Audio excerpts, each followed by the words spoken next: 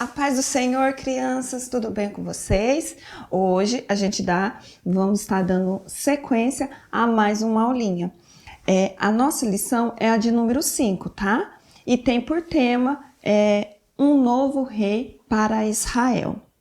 Para você que ainda não tem a revistinha, pega a sua Bíblia e vai lá em 1 Samuel, capítulo 16, do versículo 1 ao 13, que vai estar lá abordando todo o tema da nossa lição. Amém? E para você que tem a revistinha, acompanha lá, tá bom? E para você que quer descobrir quem é esse novo rei de Israel, fica com a tia até o final da aulinha, combinado? Então vamos lá. Para a gente descobrir quem foi esse novo rei, a tia vai voltar um pouquinho na história. Que diz assim, que vocês já sabem que o rei Saul já não estava tão obediente mais, né? E o Papai do Céu estava muito triste com ele. Por isso, Deus deu uma ordem ao profeta Samuel. Qual foi essa ordem? Pediu para que ele fosse até Belém, porque ele ia escolher, né, esse novo rei, e o profeta iria lá ungir. Porém, o profeta Samuel ficou um pouco com medo. Imagina só se o rei descobrisse que ele estava indo lá em Belém ungir o novo rei. Imagina só se o rei fica sabendo. O rei Saul ia com certeza matar. E foi isso que o profeta Samuel falou para Deus. Falou, Deus, mas se o rei descobrir, ele vai me matar. Aí Deus deu uma alternativa, deu uma estratégia para o profeta. Qual foi essa estratégia? Ele teria que levar um bezerro, né, nessa viagem até Belém, e ele iria, caso alguém perguntasse alguma coisa, ele ia dizer que estava ali fazendo um sacrifício para o Senhor, né, apresentando um sacrifício. Aí, em obediência, o profeta Samuel foi até Belém.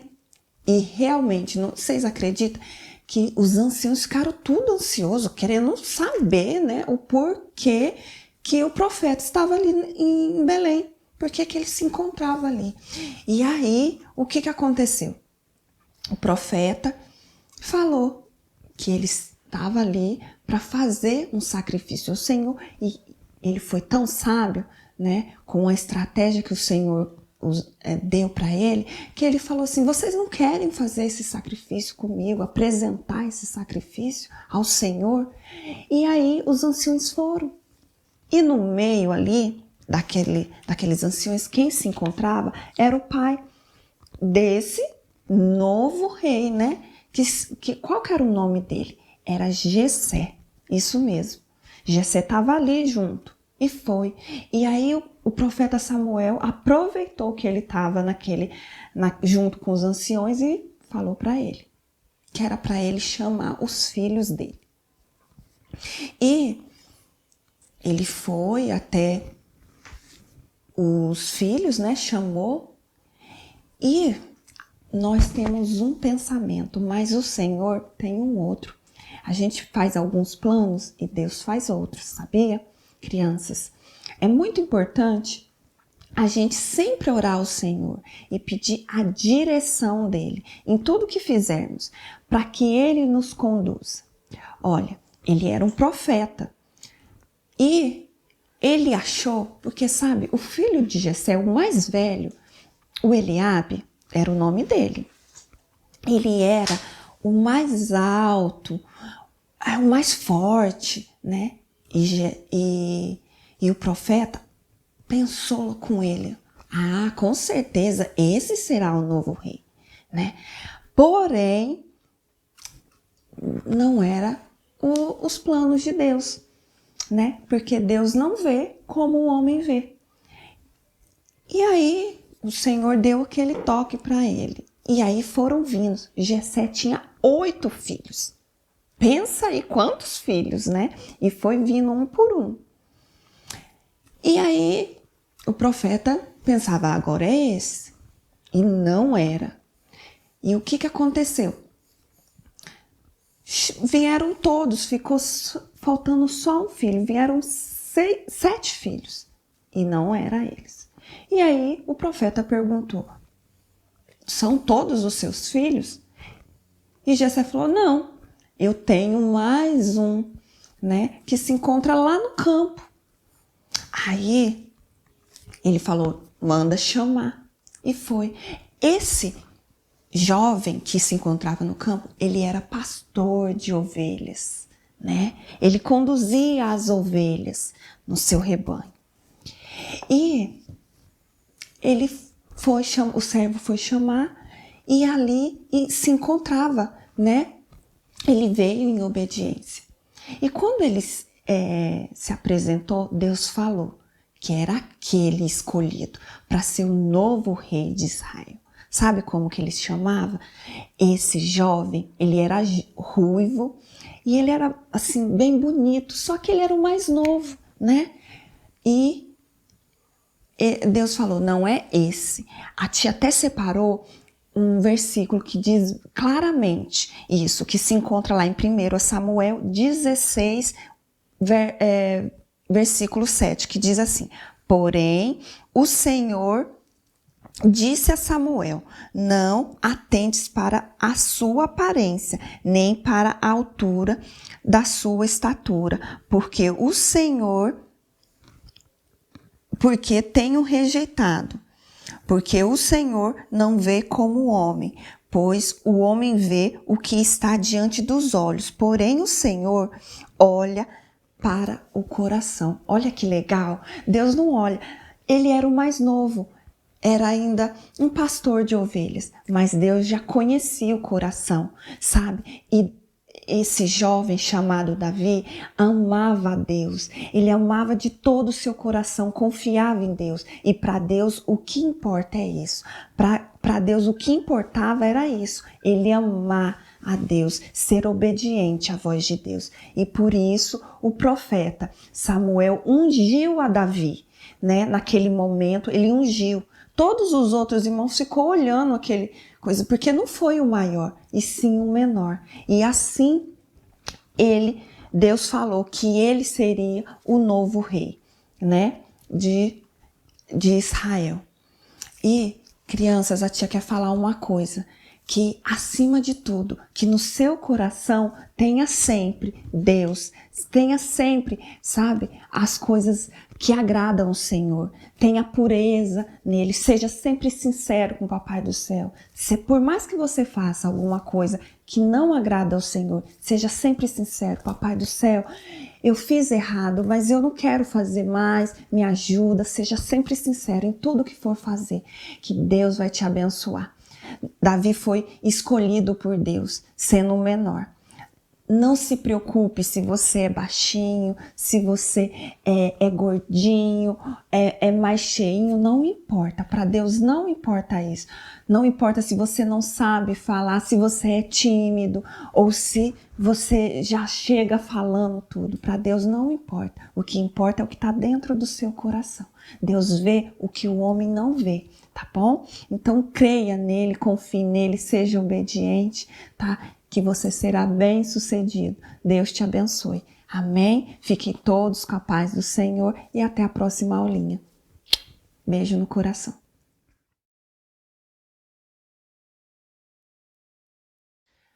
A paz do Senhor, crianças, paz do Senhor, famílias. Vamos para mais um domingo, mais uma aula da nossa Escola Bíblica Dominical. Estamos já na lição de número 5. A nossa revista tem o título Heróis do Antigo Testamento. E a lição de hoje, lição de número 5, tem por título Um Herói que Foi Curado. O nosso texto do dia nós vamos encontrar no livro de Êxodo, capítulo 15, versículo 26, que diz assim: Eu sou o Senhor que cura vocês.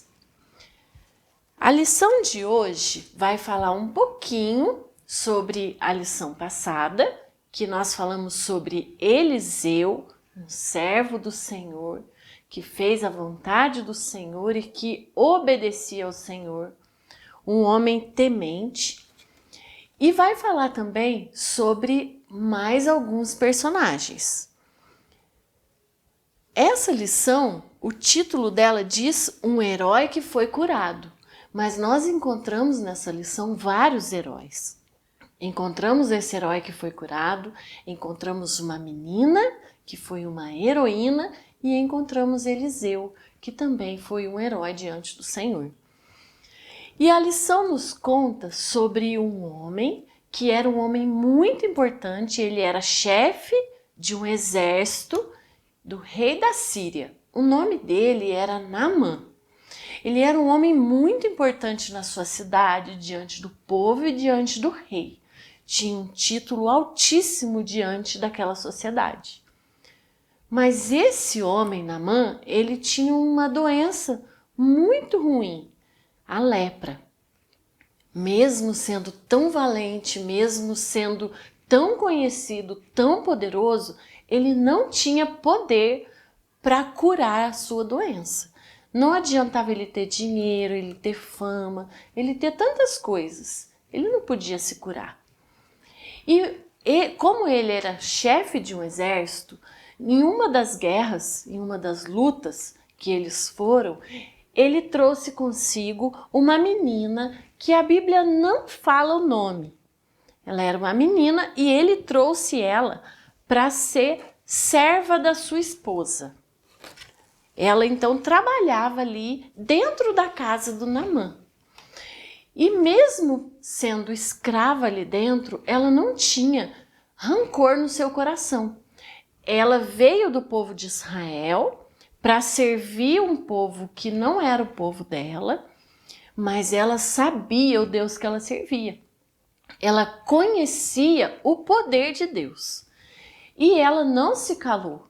Em uma oportunidade que ela teve, ela falou para a esposa do Naamã: se ele conhecesse o profeta que tem em Israel, ele seria curado. Quando Naamã soube disso, ele foi conversar com o rei da Síria. E o rei então escreveu uma carta e falou para ele: vai lá falar com o rei de Israel. E ele levou a carta e muitos presentes. Na carta estava escrito para o rei que Naamã era um homem conhecido e que o rei da Síria queria que o rei de Israel curasse Naamã. O rei de Israel, quando leu a carta, rasgou suas roupas e disse: por acaso o rei da Síria está achando que eu sou Deus, que pode dar vida e que pode tirar? Mas Eliseu, que era um profeta do Senhor, ficou sabendo de toda essa história. O rei de Israel achava que o rei da Síria estava querendo confusão, mas Eliseu entendeu e mandou avisar o rei: por que você está preocupado? Manda esse homem vir aqui. Então o rei mandou que Naamã fosse até Eliseu. Quando Naamã chegou lá, Eliseu nem se preocupou de sair do lugar. Mandou que o empregado dele fosse falar com Naamã e mandou que Naamã mergulhasse 7 vezes no rio. Naamã ficou muito bravo, achou que fosse ser recebido com honrarias, com muitas coisas. Ficou bravo e disse: mas o profeta nem veio falar comigo e ainda me manda mergulhar nesse rio sujo. Lá onde eu moro tem rio muito melhor do que aqui. E foi embora. Mas os empregados dele falaram: olha, se o profeta te pedisse para fazer coisa muito pior, muito difícil, você não faria? Então vai lá e obedece. Então Naamã decidiu obedecer àquilo que o profeta Eliseu tinha falado. E ele então mergulhou 7 vezes no rio. E a Bíblia conta que a pele dele se tornou como de uma criança. Ele foi totalmente curado. Então ele voltou até Eliseu e disse que a partir dali ele ia adorar o Deus de Israel. Que realmente ali existia um rei todo poderoso. Ele quis dar presentes pro Eliseu. que não aceitou. Eliseu sabia que aquilo era o poder de Deus e não o poder dele. E nós aprendemos com essa história que nós devemos ouvir a mensagem de Deus, que nós devemos obedecer à voz de Deus e que, ainda que nós sejamos usados por Deus, nós não devemos achar que o poder veio de nós. Nós dependemos de Deus, somos somente instrumentos usados por Ele.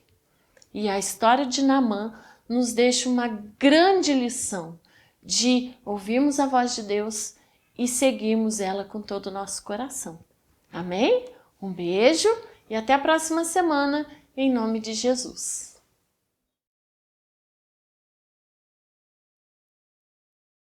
A paz do Senhor a todos. Vamos para mais um resumo das nossas aulas da revista Adolescer Mais. E relembrando o tema do nosso trimestre, é o adolescente e a vida cristã. Nossa aula de hoje é a aula de número 5 e o objetivo da nossa lição é compreender o poder da língua e fazer o bom uso das palavras. O título da nossa lição de hoje é a sabedoria nas palavras e a nossa mensagem valiosa está em Provérbios 16, 24.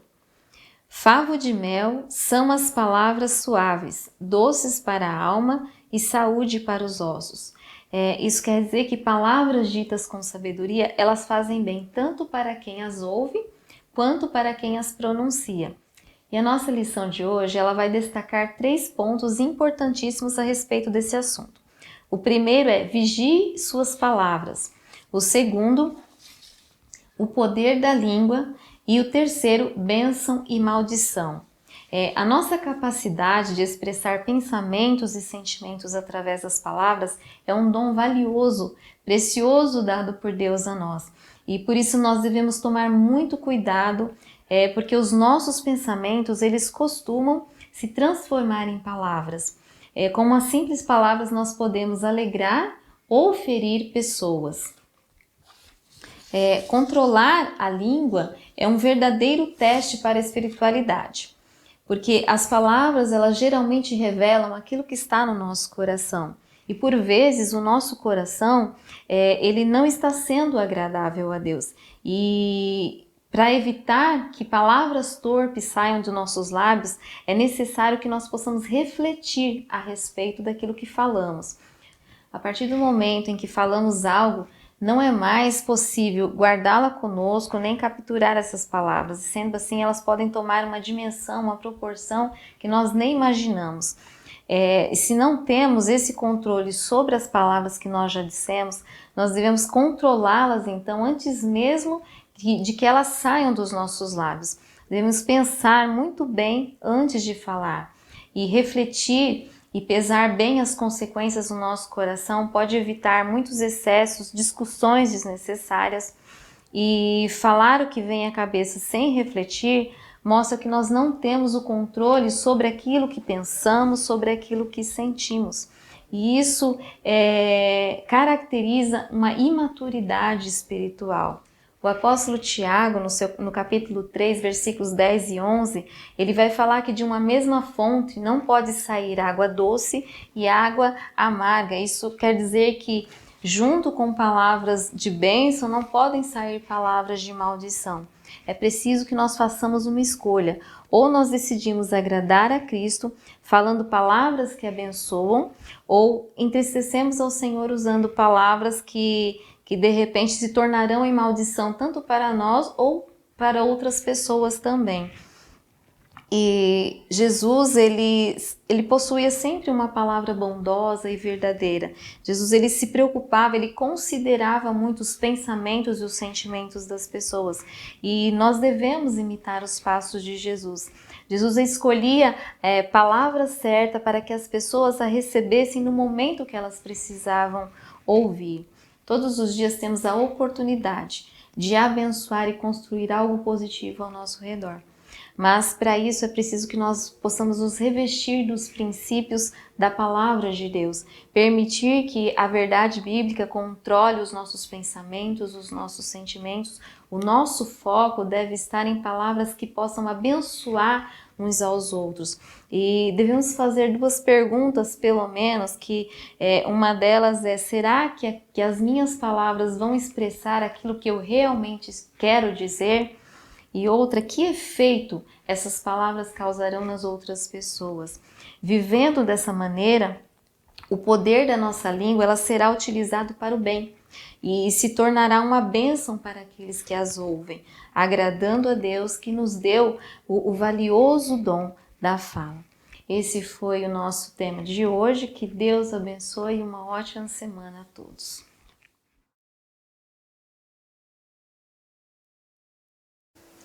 A paz do Senhor, irmãos, um bom dia. Estamos dando continuidade à nossa lição dos adolescentes, o Viver Mais, a revista Viver Mais, dos adolescentes de 15 a 17 anos. Nós vamos falar sobre a lição de número 5, cujo tema é Davi e Jonatas, os bons amigos. Lembrando que nós estamos falando de vidas e propósitos. Então, em cada lição, nós estudamos alguns personagens bíblicos e a lição, né, aquilo que a gente aprende com a vida deles em alguns momentos. Então, nessa lição, nós vamos falar sobre a amizade. E o versículo-chave é o seguinte: em todo tempo, ama o amigo, e na angústia nasce um irmão. Provérbios 17, 17. O objetivo da nossa lição, ele fala que é para a gente saber que é bom ter amigos e construir amizades duradouras. O que nós sabemos? Que Deus nos criou como seres relacionais, né? Nós não fomos criados para sermos sozinhos. O próprio Deus, quando cria Adão, ele fala que não era bom que o homem estivesse só. Então, ele dá vida a Eva também. E depois, ao longo, né, da vida, como a gente vai aprendendo, nós vamos criando laços de amizade com outras pessoas, porque a gente não vive só no mundinho da nossa família, né? Então a nossa família é nosso primeiro relacionamento, e depois, quando nós vamos crescendo, nós vamos encontrando várias pessoas no nosso caminho, e algumas delas, né, podem se tornar ou se tornam nossos amigos. A amizade, ela é muito importante, porque diferentemente da família que nós não escolhemos, né, Deus é que escolhe a família que nós nascemos, os amigos nós escolhemos, né? Então são realmente pessoas que vão fazer parte da nossa vida, mas que foi por escolha nossa, né? Isso aí é muito bom. Dentro dos itens sobre a amizade de Davi e Jonatas, o item 1 fala sobre uma amizade inesperada. Que a amizade dos dois, a gente pode entender que, assim, se a gente fosse ver superficialmente, eles não tinham nada a ver, né?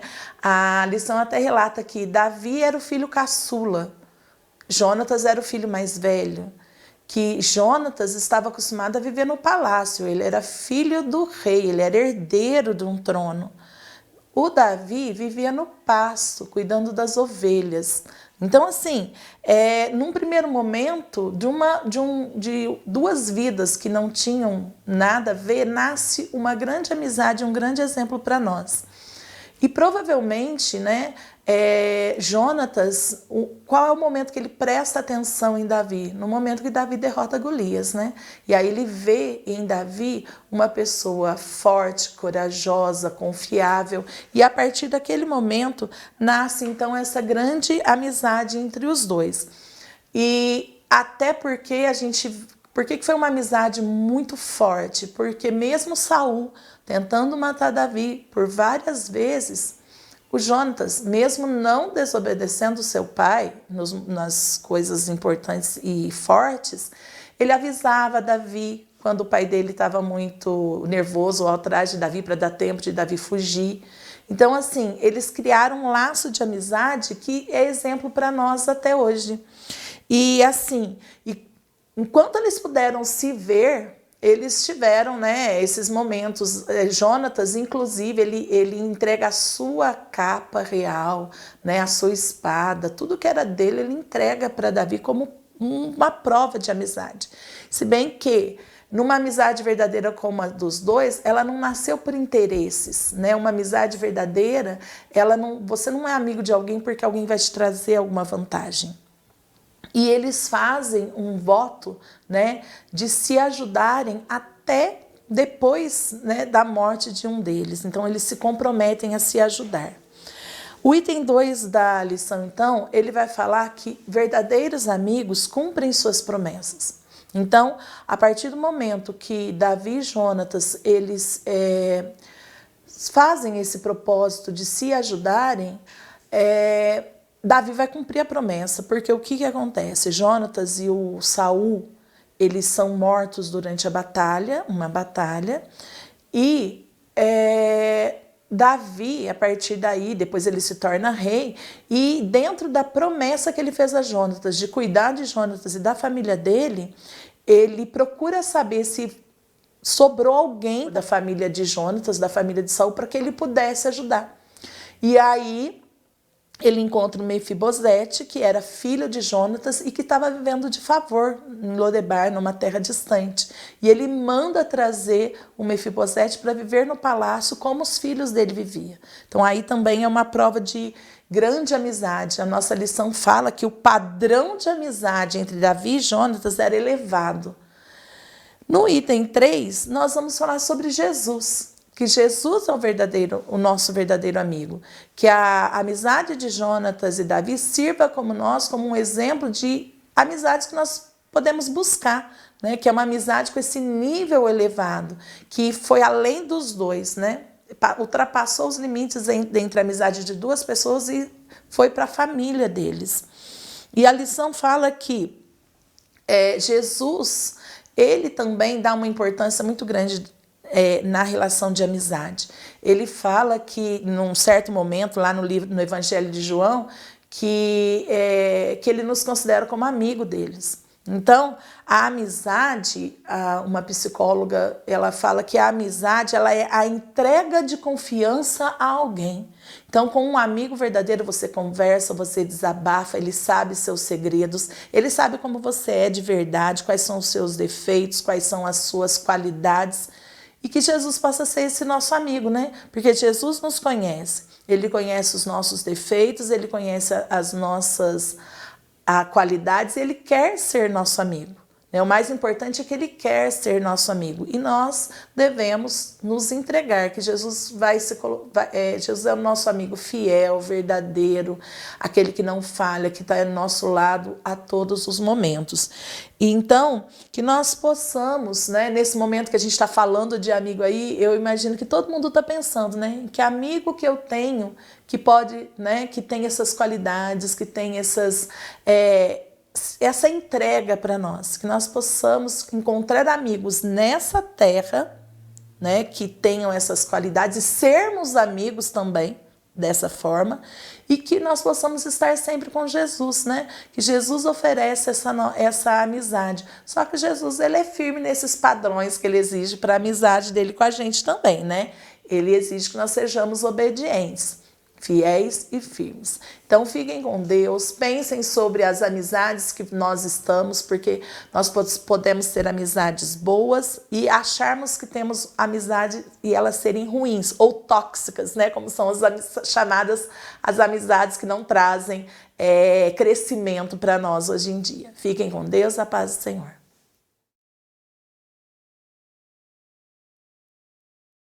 A paz do Senhor, meus irmãos, eu quero aqui com muita alegria agradecer a Deus por mais essa oportunidade em poder compartilhar aqui um pedaço da nossa lição que tem por tema fidelidade e um estilo de vida. Essa lição é a nossa lição de número 5, que tem o textuário, o Salmo 31, verso 23, que diz assim: Amai ao Senhor, vós todos os que sois seus santos, porque o Senhor guarda os fiéis e retribui com abundância aos soberbos. Salmo 31, verso 23. A verdade aplicada à nossa lição diz assim: ser fiel a Deus não nos isenta das provações, mas nos permite crescer na fé e no conhecimento do Senhor, testemunhando a sua provisão. Objetivos: ensinar a necessidade de tomar uma firme decisão. Enfatizar a importância de termos uma postura corajosa diante das provações. Mostrar que nossas fornalhas evidenciam nossa fé e revelam o poder de Deus. O nosso texto de referência tem como base o livro do profeta Daniel, capítulo de número 3, versículo 14, 16, 17 e 18, que diz assim: Falou Nabucodonosor e lhes disse: É de propósito, ó Sadraque, Mesaque e Abednego, que vós não servis aos meus deuses, nem adorareis, ou melhor, adorais a estátua de ouro que levantei? Responderam Sadraque, Mesaque e Abednego, e disseram ao rei Nabucodonosor: Não necessitamos de te responder sobre este negócio. Eis que o nosso Deus, a quem nós servimos, é quem nos pode livrar. Ele nos livrará do forno de fogo ardente e da tua mão, ó rei. E se não ficas sabendo, ó rei, que não serviremos a teus deuses, nem adoraremos a estátua de ouro que levantaste. A história em que a nossa lição se baseia é bem conhecida no nosso meio, a gente conhece muito bem, que é a história de alguns jovens que não se prostraram diante de uma imagem que o rei construiu para a sua própria glória, e com recompensa a essa fidelidade que esses jovens tinham ao nosso Deus, eles foram lançados dentro de uma fornalha de fogo ardente. E nós sabemos que o próprio Deus andou com eles dentro dessa fornalha e o fogo não pôde consumi-los. A Bíblia diz que nem na roupa deles havia cheiro de fumaça, e o resultado foi que o rei ficou espantado com o tamanho milagre que aconteceu. A Bíblia também relata que a fornalha estava tão aquecida, o rei pediu para aquecer ela 7 vezes mais, e diz que ela estava tão aquecida que aqueles homens que foram encarregados de jogarem aqueles jovens dentro da fornalha, ao se aproximarem da fornalha, eles morreram porque era muito alto a temperatura, o calor que estava ali na fornalha. Existe uma coisa que eu acredito muito, que dentro dessa questão da fidelidade, da adoração, do nome de Jesus, porque existe um versículo que diz que se nós pedirmos tudo em nome de Jesus, o próprio Jesus afirmando isso, o nosso Deus nos daria, porque afinal de contas estávamos usando, entre aspas, a palavrinha mágica, o nome de Jesus. Mas às vezes nós interpretamos mal esse texto e achamos que o simples fato de usarmos essa palavra, a gente vai obter aquilo que a gente quer. E assim como essa revista ou essa lição, ela veio bater de frente com isso, com essa questão de fidelidade, um estilo de vida, eu venho afirmar que o nome de Jesus, a adoração, não é simplesmente a gente entoar um louvor a Deus, mas sim um estilo de vida. A nossa vida, a nossa conduta, ela demonstra se nós somos adoradores ou se não somos adoradores. A nossa forma de proceder na sociedade vai demonstrar se, em nome do Senhor Jesus, isso vai acontecer ou não. Porque não adianta eu achar que, pelo fato de eu cumprir alguns ritos religiosos, sou fiel a Deus. Quando, na realidade, aquilo que Deus requer de mim é que eu seja fiel por inteiro, né? Então, nós percebemos aqui no tópico 1 e no item 2 da nossa lição o seguinte tema: a mudança dos nomes. Eu vou ler para os irmãos para que fique mais claro. Daniel, Ananias, Misael e Azarias estavam entre os escolhidos, e imediatamente eles tiveram seus nomes trocados por nomes babilônicos: Beltesazar, Sadraque, Mesaque e Abednego. A mudança de nomes era uma tentativa de integrar os jovens cativos à religião pagã do seu novo ambiente social. Mudar o nome era mudar a identidade, uma convenção revestida de astúcia. Pessoas sem identidade são facilmente doutrinadas de acordo com a cultura, a linguagem e a necessidade da época. O que eu quero que você saiba é que este presente sistema, ele tenta também mudar a sua identidade. Mudando a sua identidade, desconfigura a sua mente. Você se esquece de que é filho de Deus e passa a ser uma pessoa facilmente manipulada por doutrinas, heresias do diabo. Você vira uma presa fácil. Mas eu espero que nessa manhã, ou nessa tarde, ou nessa noite, enfim, não sei em que hora do dia você vai estar assistindo esse conteúdo.